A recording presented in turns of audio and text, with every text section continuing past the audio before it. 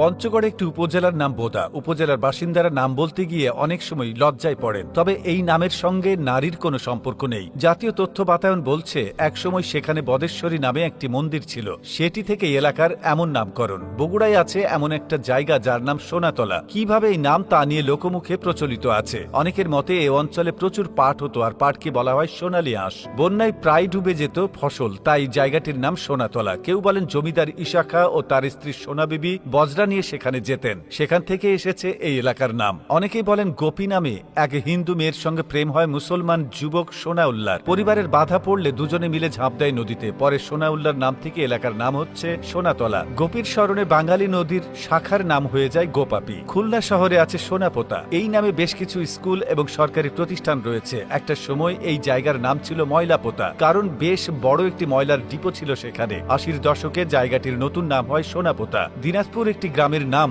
কামড়া, সিরাজগঞ্জের একটি ইউনিয়নের নাম খাড়া, বরগুনা জেলার একটি ইউনিয়নের নাম সোনাকাটা। বলাই বাহুল্য কোনটির নামকরণের সঙ্গেই মানুষের কোনো অঙ্গের সম্পর্ক নেই। নওগাঁর পত্নীতলা নাম নিয়েও হয় হাস্যরস, কারণ পত্নী শব্দের অর্থ স্ত্রী। তবে সরকারি তথ্য বলছে এলাকার নামের সঙ্গে পত্নী বা স্ত্রী শব্দটির সম্পর্ক নেই। মূলত পাঠানদের রাজত্বকালে বর এলাকায় অনেক পরগনা ছিল। পাঠান রাজকর্মীরা বর্তমান পত্নীতলা বাজারে অবস্থান করে জমির বন্ধক নিতেন, সেখান থেকেই পত্নীতলা। একইভাবে রাঙ্গামাটির জুড়াজুড়ি উপজেলার চুমাচুমি সরকারি প্রাথমিক বিদ্যালয়ের নামের সঙ্গে চুমুর কোনো সম্পর্ক নেই। নামটি এসেছে সেখানকার সুবলং নদী তীরে। সুবলং নদীর চাকমা নাম সলক। এর দুটি উপনদী মিলেছে জুড়াছড়িতে। মুখোমুখি শব্দটিকে চাকমা ভাষায় বলা হয় সুমুসুমি, পরে বিকৃত করে নাম হয়ে যায় চুমাচুমি। চাঁদপুর মতলব উপজেলার একটি বাজারের নাম ল্যাঙ্গারহাট। আরও কিছু এলাকায় এমন বিদঘুটে নাম রয়েছে, যেমন নারায়ণগঞ্জের ২৫০০ উপজেলায় এই নামের পেছনে আছে বাঙালির বীরত্বের ইতিহাস। ইশাখার হাতে মুঘল সেনাপতি মানসিংহের পরাজয়ের পর মুঘল সম্রাট বাংলার জমিদারকে ডেকে পাঠান, বলেন তাকে রাজকর দিতে হবে না, স্বাধীন থাকবেন তিনি। তবে ফেরার সময় মানসিং